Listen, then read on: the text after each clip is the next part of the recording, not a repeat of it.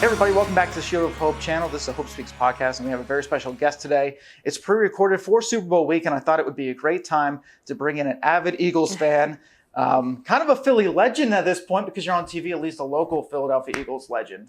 Yes. And I'm sure we're going to get into that and how you did not think about that could ever become a possibility, seeing yourself on television. Nope. And being at an NFL game myself, and I actually just went to, which is another story, but I just went to the 49ers Eagles playoff game. Oh. And that was my first time at the link. Okay. So that was very Philly fans, high energy. I love everything about it. Yeah. Joining us today is Jasmine Jones. Jasmine, how are you doing today? Good. How are you?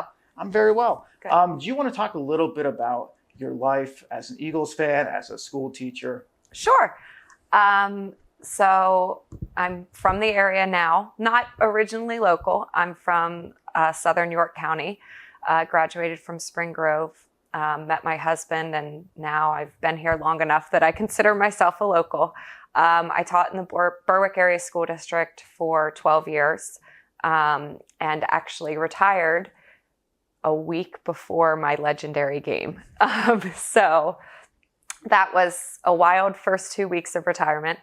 But now I help my husband with his company, and I am just all things mom and sports mom, and the three boys keep my schedule very busy.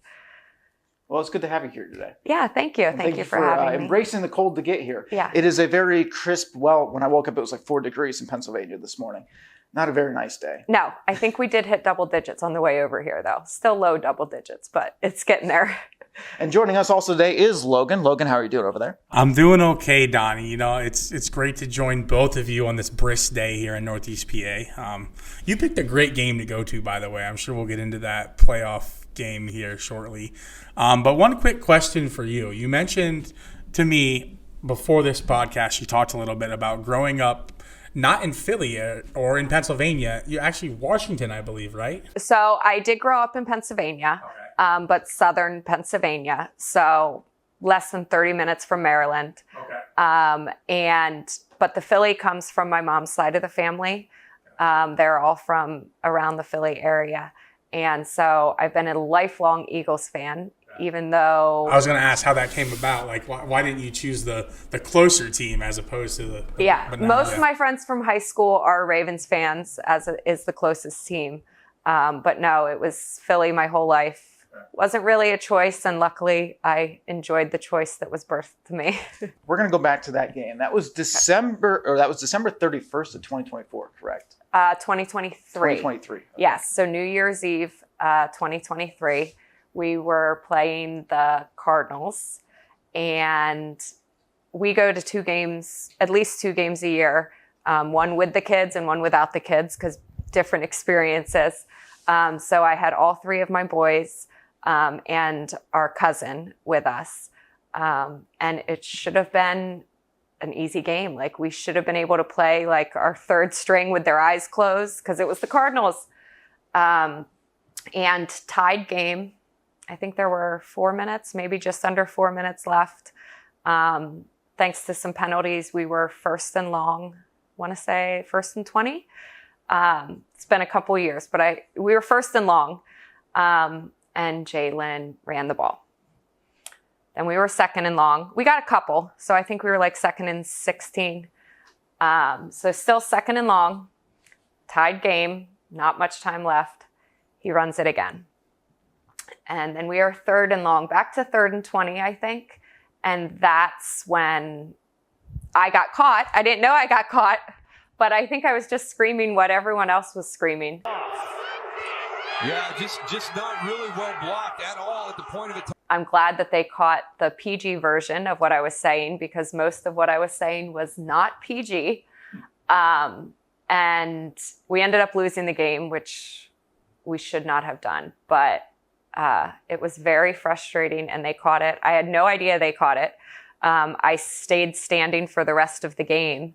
And when I sat down and looked at my phone, I had like over 100 notifications of everybody saying, "You were just on the NFL. Like, we just saw you." And I wasn't even out of the parking lot yet, leaving K-Lot from the link, when I had people calling me numbers I didn't recognize. People sending me, there were already TikToks and all like memes before I was even out of the link. And so then the next morning, the phone kept ringing, and finally I started listening to some of the voicemails, and it was a bunch of reporters. And the first reporter that I did an interview with, she was like, oh, well, like, we'd like to come to your house. And I'm like, I don't live near Philly. Like, I'm 2.5 hours away. They're like, yeah, we're about an hour away. We're like on our way. I'm like, what? You're already on your way? Okay. And then in the 2 weeks that followed, there were 14 different interviews between news, radio, newspaper, phone interviews, Zoom interviews, in-person interviews.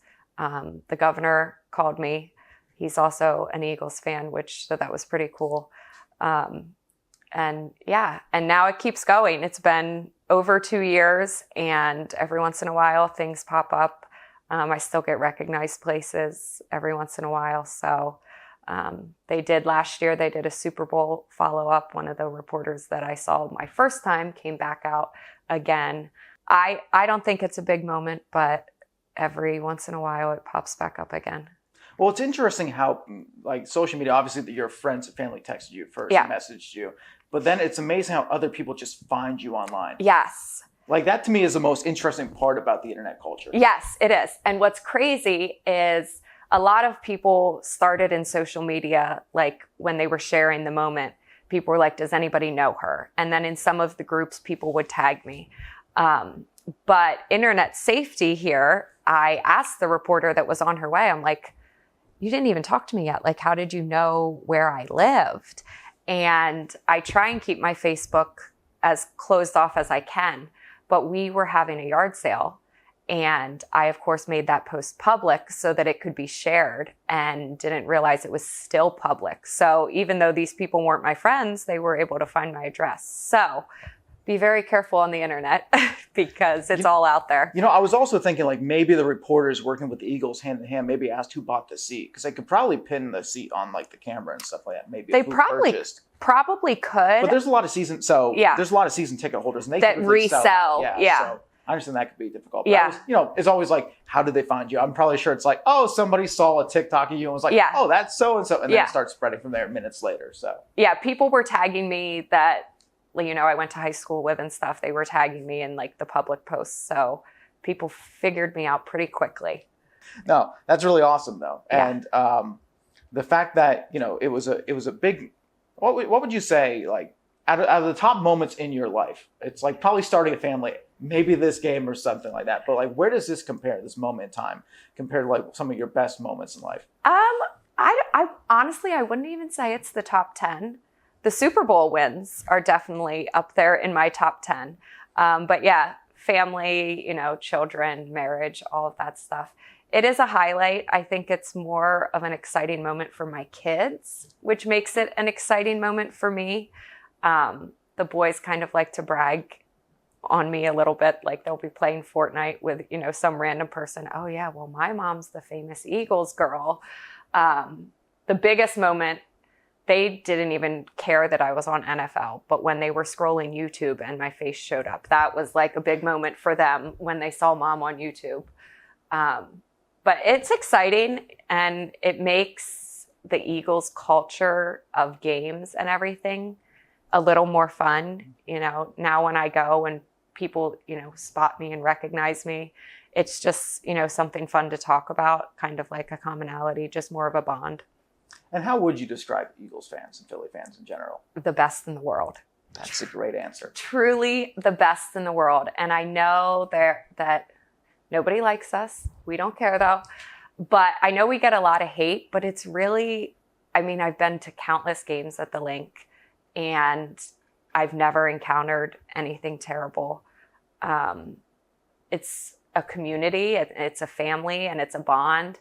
And even, you know, when you're going to the Link, even when you're not there, just on the drive, you know, you stop at Wawa, and, you know, there's the Go Birds to anybody in green. And then you just start talking, and, you know, it's just a really great community. And it's high energy and so much fun. I've been to other stadiums. There's no stadium like it.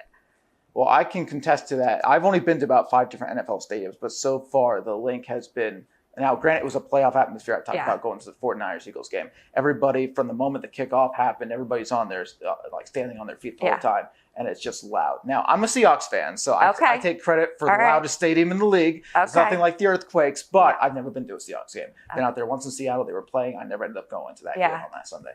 But how loud it was at Philly, I can't imagine what it was like in Seattle, because you guys rocked the place out. Yeah, it is very loud. Good for you as a Seahawks fan. I think you guys are going all the way this year. But Arrowhead gets a reputation for being the loudest. We've been there. We were at a Chiefs-Eagles game out there. It doesn't hold a candle. It does not hold a candle to the volume in the link, or even the positive energy, And we were down in Landover for a game. And I will tell you, Eagles fans get a bad rap. They were nasty down there. So nasty.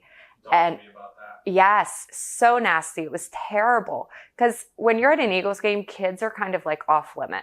Like adults will heckle each other, but that's part of, football. That's part of the NFL. But kids are kind of off limits. And we lost the game that we took our boys to in Landover.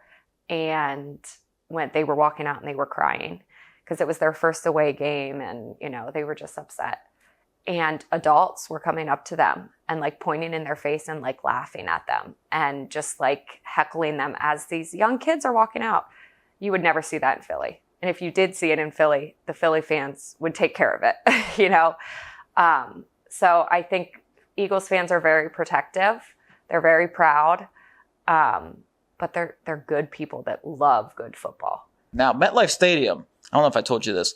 The first game I went to, I got a beer dumped on me by a Jets fan. Oh, first wow. Game. So Jets fans got a bad rap right now, I'm telling you. And granted, their franchise sucks. So I get it. They're just angry in general. Yeah. They're just angry people. It's been a while. That entire organization has a bad rep right now. You had actually answered one of the questions with the 14 different interviews that you had. Yes.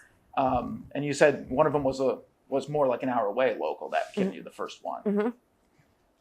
Is there one of the ones like the outlets that you enjoyed the most? I really enjoyed my interviews with Chelsea Straub.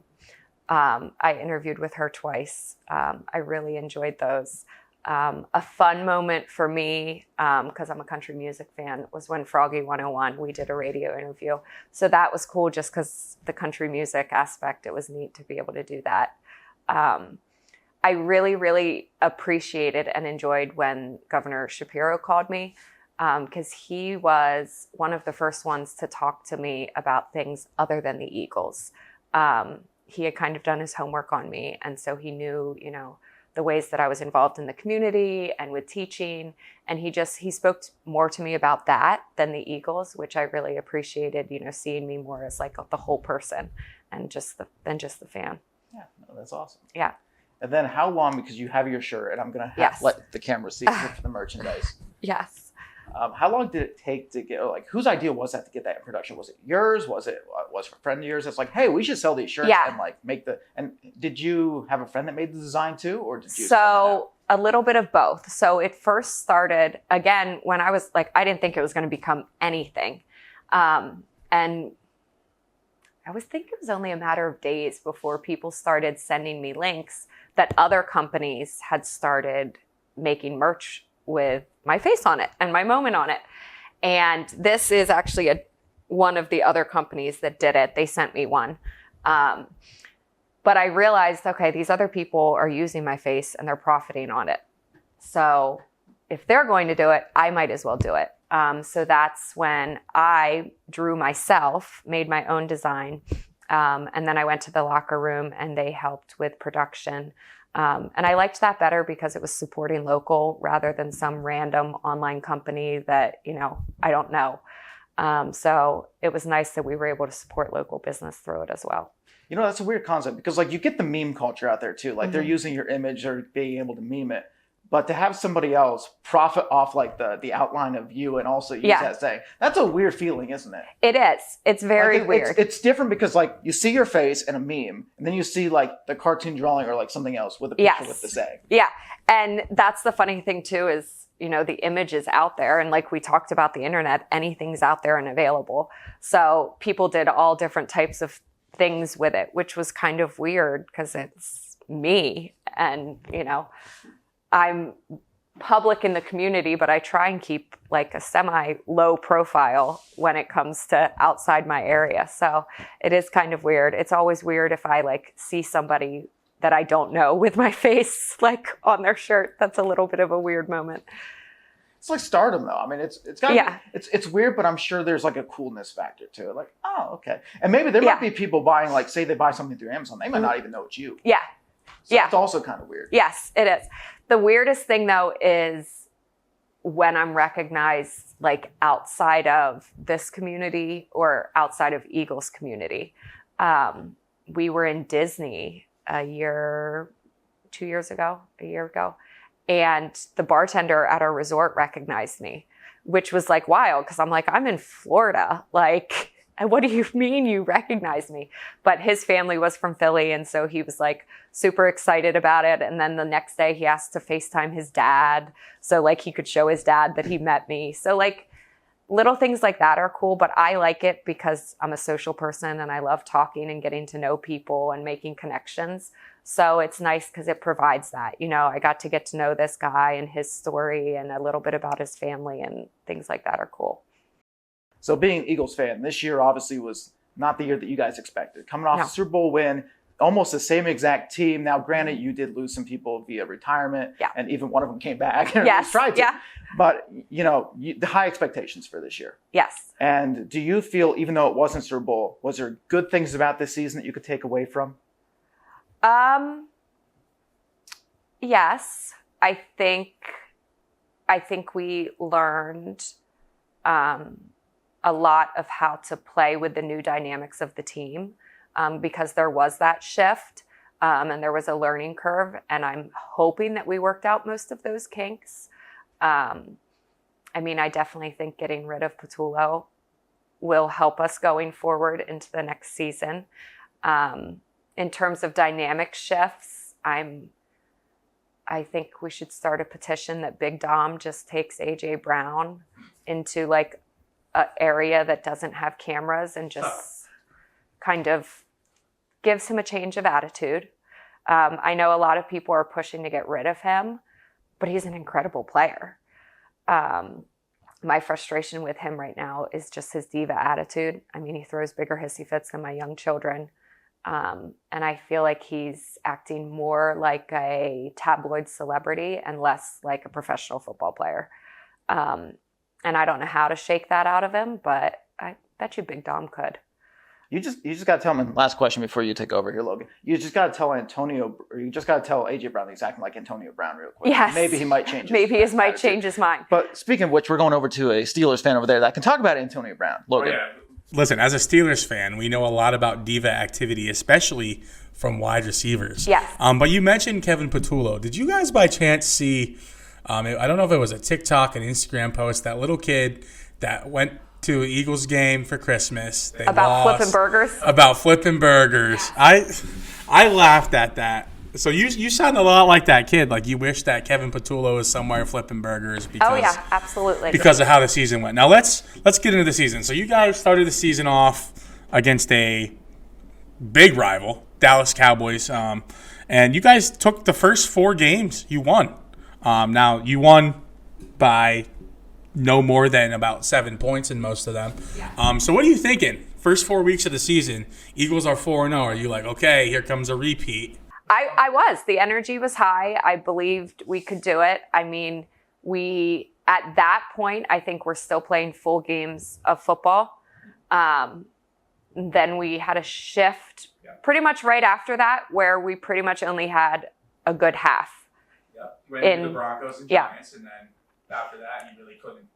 We either played a good first half or a good second half, but I don't think we played a full game of football after those first 4 weeks. They just either lost their momentum or took too long to find their momentum. Now, what do you think caused that? Do you think it was more of a Patullo issue? There was a couple issues with Nick Sirianni throughout the year, the A.J. Brown stuff. Jalen Hurts wasn't really liked by a lot of people in the Eagles organization. What do you think was the biggest cause for your guys' kind of downfall in a way?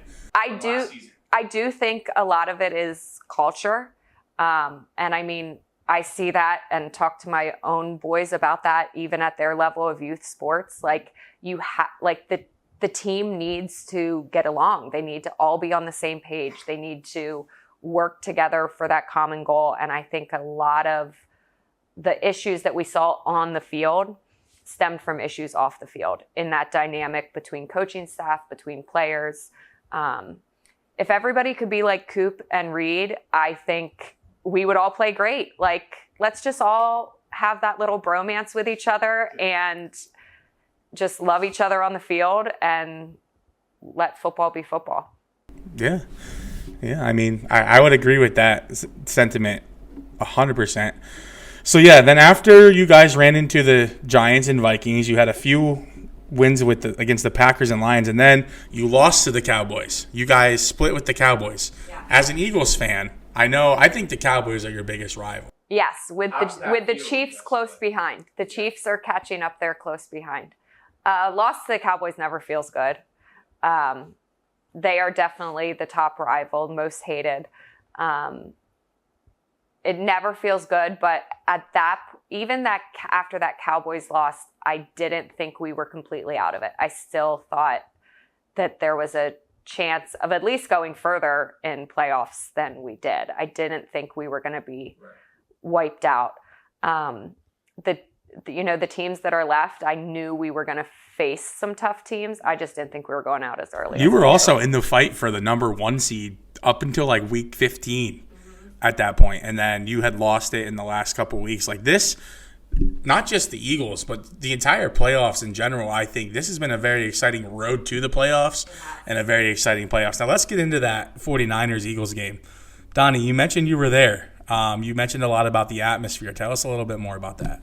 You know, when you make that drive, now, granted, I never had the routine of this Wawa experience. Now, I'm a Sheetz guy. Okay, I'm going to be honest with you. Yeah. So I'm Sheetz over Wawas.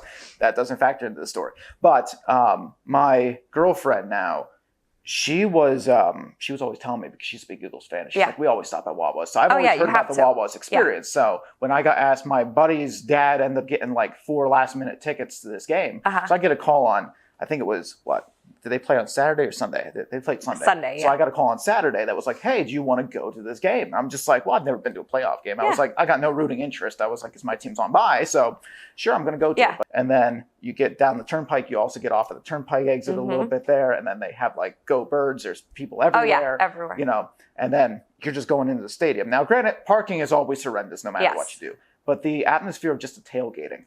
A lot of people are there having fun. You see the footballs being thrown in the parking lot. It reminds me very much so of the Invincible Vince Papale. Yeah. Like it takes me back to kind of watching that movie. Yeah. And I'm just like, oh, this is a cool experience. It is. You know, and everybody was super nice. I don't think there was anybody that I ran into physically. Now, granted, I did wear a Brett Selleck Eagles jersey because I do have one. And I was like, well, I'm going to blend it. I'm not going to wear Seahawks. Definitely wear 49ers. Yeah. No, but everybody's super nice.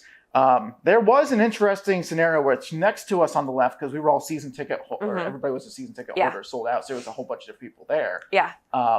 There was 2 people next to us, like a row down, that were like fighting with each other, and they were like both Eagle fans going at each other. So I was like, that was weird. I was like, because I was looking over, I'm like, they're not even 49. Like, what's going on over here? So they're trying to get people thrown out. I'm like, oh, okay. Alcohol was probably in play. Probably. Yeah. But it was such a nice environment, very loud, very passionate about their team.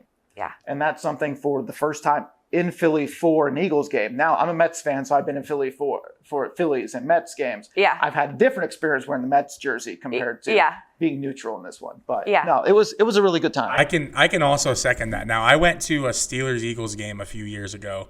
I sat in the Eagles section. I thought, oh boy, I'm going to regret this, because you hear all these stories about, oh, Philly are these diehard sports fans. I had never been to a game, an NFL game in Philly. I've been to a couple Pirates-Phillies baseball games. That's a little bit of a different experience. But when I was there, you guys had won the game, and there was a lot of Eagles fans in my section, of course. And every time they would score or even touch the ball, they started singing "Fly, Eagles, Fly." Yeah. It got to the point where, like, we would score, like, they were friendly. I was starting to sing the Eagles fight song at some point because, like, just the atmosphere. Like, you mentioned they're homers. Like, they care about their own. They care about people in general. They don't really cause many problems unless you cause problems. So I would second what you're saying about that atmosphere in Philly. Now, before we get into like your guys' playoff predictions, Jasmine, I have a quick, kind of interesting question to ask you.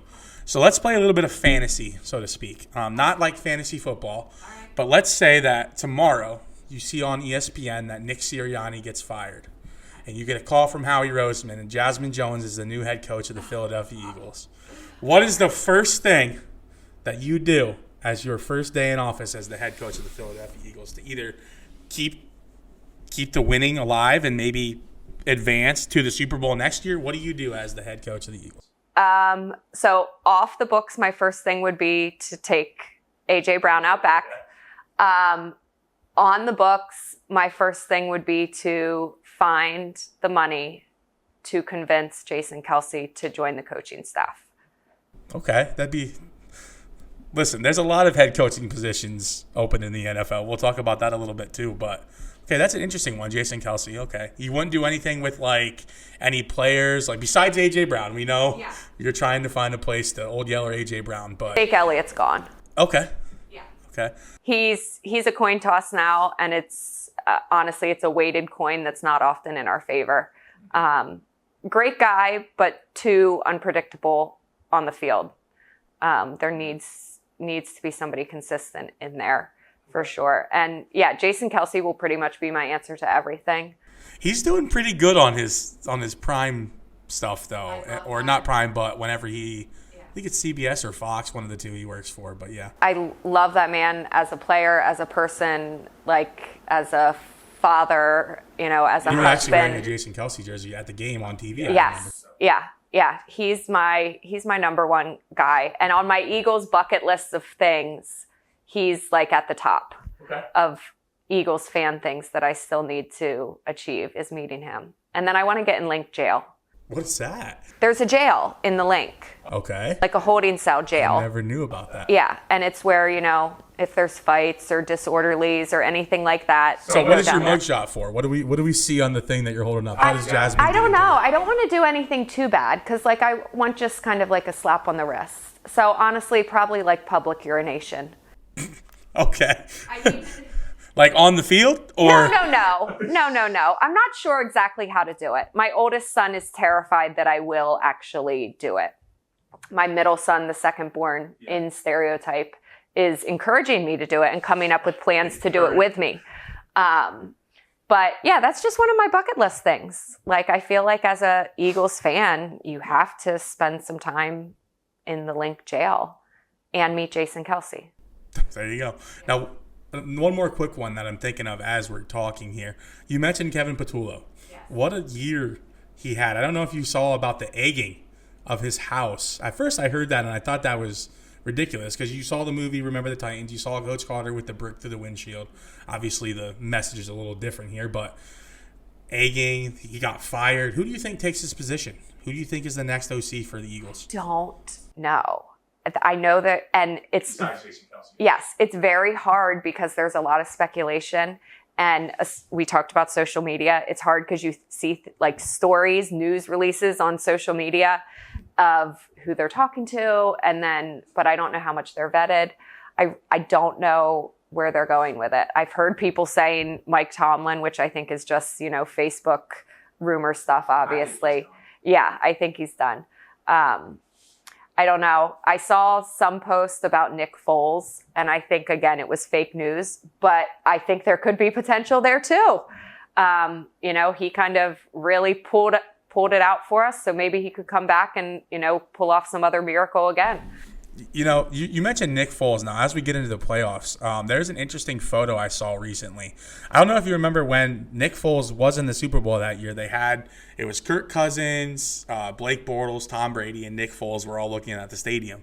And the one who came out on top at that time was Nick Foles. And the picture that they showed now is obviously these four quarterbacks. And it's kind of a similar story with the four quarterbacks. We can get into that later. But did you see the tweet that Nick Foles sent out to, I believe it was about the Broncos, about how, it's okay, backups can beat the Patriots. We've done it before. Yes. Yeah, that was very passionate. All right, so predictions. I know where you're probably going, Donnie. You kind of mentioned where you're going. What is your predictions for as we got the final 4 teams left, Patriots, Broncos, and Rams, Seahawks? What do you think happens? Who's winning the Super Bowl? What's the score? I'm terrible at score predictions, but I do think it's going to be Seahawks, Broncos in the Super Bowl. And I think it will be a very good back and forth game. Like, come down to the final moments type game, which is how a Super Bowl should be. Like, there should never be a blowout Super Bowl. Like, if it's the 2 best teams, it should be an edge of your seat till the end game. It's funny you mentioned a blowout Super Bowl because I believe the last time the Seahawks and Broncos played each other, I turned on the Puppy Bowl because it was a blowout. So let's hope that if that actually happens, it's a little different story. Listen, as a fan, Logan, though, I mean, to celebrate at halftime knowing you won and not less stress like the game, it's great. Just because I'm a Seahawks fan, I mean, I think Seattle has had the best defense in the league this year by far. But it's, this week's matchup, which I know this episode's pre-recorded, so this will come out after we probably already know who's in the Super Bowl. Yeah. My thing is the Rams-Seahawks game is kind of my Super Bowl. Yeah. Because we've had to play 2 division rivals now in the playoffs. We've had to go up against the juggernaut of the NFC West, the 49ers and the Rams, 3 different games this year. And the Rams in Seattle have always been number 1, number 2 on the power ranking all year long. So I think the winner comes out of the NFC. And if it's not Seattle, I think the Rams are going to take it. But I think the Patriots stand a much better chance, especially after the Bo Nix injury. But my injury is going to hurt them. My thing with the Patriots, though, is I like what I see in Drake May. I like Vrabel as a coach. I think Tennessee did an awful job of getting rid of Vrabel. Mm-hmm. As we now sit here in free agency, and they don't have a head coach either now. It shows you that they should have just stuck with him. But the Patriots, the way they just play defense, they don't have to score a whole lot either. So yeah. Now, granted, Logan, I know that you'll probably, when we talk about our sports podcast, I understand the Patriots had an easier road schedule or an easier schedule to get to where they are this year. But I can't take credit away from the Patriots and doing what they do. I'm just so glad that Josh Allen's out of the playoffs for another year. But that's a different story. We share that. We share that excitement as well. The road schedules, though, it is, if you look at all of the teams, and I know there's always the rumors of the NFL script, but some teams faced significantly more difficult road to get where they did than other teams. And it's kind of evened itself out now. But just leading up to playoffs and the seeding and everything, there were some teams that had to walk in the park, and other teams, like you said, had to battle through really, really tough teams to get there. I don't think the schedules were evenly distributed this year at all. I mean, the NFL's tried. I think it's for the past 3-4 years now, Logan. You could probably look this up over there. But they've gone to this schedule where the ones play the ones. So like division leaders will play division leaders across as well as a different like division throughout the year. So they're trying to level it out. We do very similar things in fantasy football. Like we'll put all the winners in one division so they play each other so you don't have the repeats as much. And I think the NFL has done that. But again, it's made the difficult time of these better teams making it and getting bounced early. Yeah. Yeah, so they do have, I was reading it actually the other day, they do have like if all of the winners from the divisions will play each other next year. All of the second places will play each third, fourth, whatever. And then by like, it's like a rotation. They'll go through the divisions. So maybe like the AFC North will play the AFC South or something. And that's how their schedule is chosen. Speaking of schedules. We're playing each other in Philly. We are. Yes. But also, your game that you were at, you were starting off the season against the Cardinals. Oh, for our first game. At Arizona. Okay. So that'll be kind of Start looking for my plane tickets. Yeah, start looking for your plane tickets. Maybe you'll end up on TV again. Who knows? Yeah. But yeah, so we are playing each other at Philly. That's later in the season. But yeah, with that being said, predictions for next season. What do you guys think? I mean, obviously you want Super Bowl or bust or nothing, right? But what are your predictions for next season? Until I know where the coaching staff, and we have a lot of free agents, and there's going to be some changes and some trades.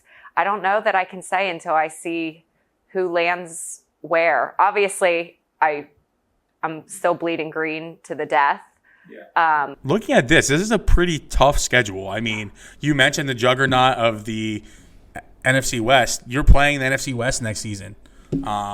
You're also playing the Bears, who surprised everybody. The Panthers, who were also a playoff team this year. Obviously, your division rivals that you're playing. The Colts, the Giants with a new look with John Harbaugh there. Like, you have a very tough schedule next season. Yeah. So. The Bears, we were at that Bears game, and that was another tough loss walking out of the Link there. And you talked about how loud the Link was. And that was actually the quietest I had ever heard it, was that Bears game. I mean, that was rough. That was the quietest I had ever heard it. And we actually had Bears fans sitting right beside us. So that was tough. But even still, like, we get a bad rap, but like, we had so much fun with these Bears fans, you know, like, we got to know their whole story and, you know, get to know them. And, but yeah, the Bears, that was surprising.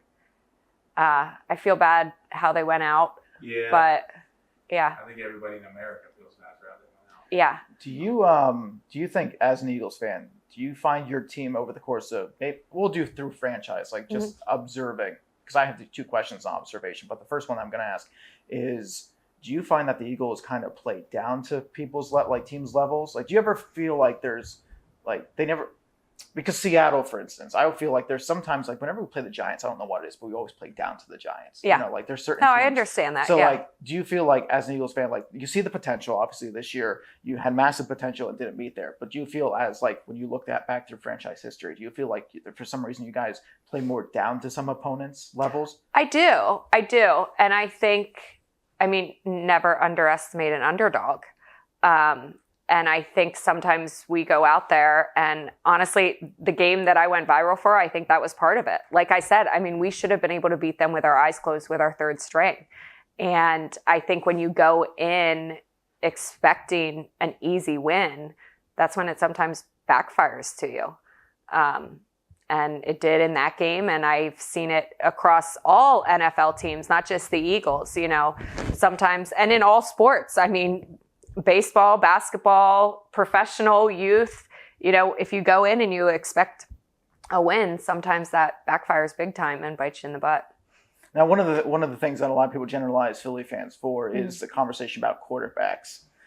There's always been love and hate with Philadelphia quarterbacks in the past. Yeah. They love them after Super Bowl. The next year, they can hate them. Jalen Hurts has been in a lot of conversations over the course of the past 3 years since he took over for even a Nick Foles and Carson Wentz, in between there. I think the only one that escapes is actually Nick Foles. I don't think any Philly fans really hates Nick Foles. I think he's escaped. Yes. But you've gone through the ups and downs with McNabb. You've gone through the ups and downs with Wentz. You've gone through the ups and downs with Hurts. Do you feel like that's because the media likes to blow it out of proportion? We understand that. Media across all boards blows things out of proportion. But do you feel that at all in the Philly, faithful in the Philly narrative about quarterbacks sometimes? Oh, yeah. They're our first scapegoat. As Philly fans, the quarterback is our first scapegoat all the time. I love Jalen Hurts, though. I did not feel the same way about McNabb. I think, for me, and I don't know if it's because I'm a mom, because I'm a woman, or if it's just my personality, like, I like people for their athletic and like their stats and what they do. But what determines like if I actually like them or not is like them as a person. And I know that shouldn't factor into sports, but for me, it does.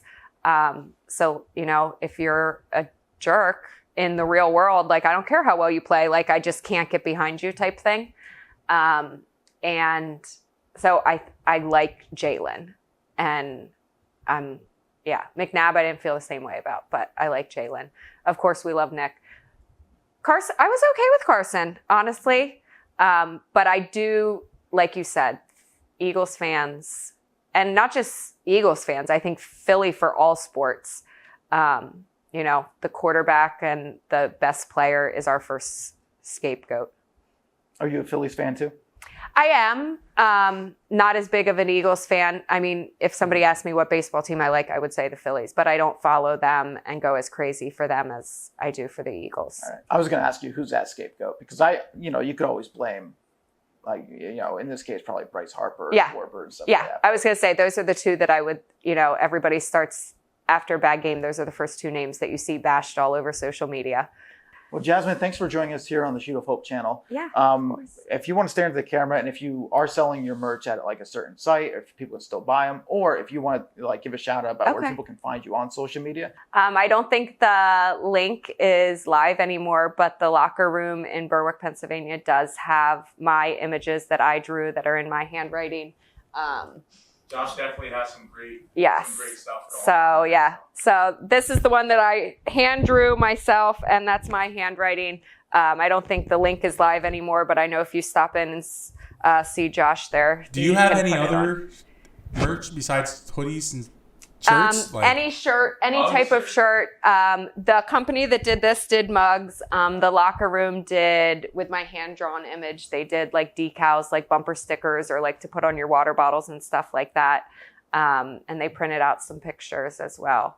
Yeah, but I think this, and I forget the name of this company, but they did mugs, and they had all different things that you could get. I think they even had like a blanket and stuff like that. So I'm sure it's out there if you want to find it. Well, hey, thank you so much again. We hope you enjoy. I mean, it's tough to enjoy it as an Eagles fan, but somewhat try to enjoy the rest of the NFL season that we have and the Super Bowl. It should be an interesting one. It's more, of course, I want them to go all the way, but it's better for my health and the safety of fragile items in my home that I am not watching the Eagles play anymore. I can just enjoy the football game for what it is now. Yeah. Well, Jasmine, thank you for joining us. Thank you for having me.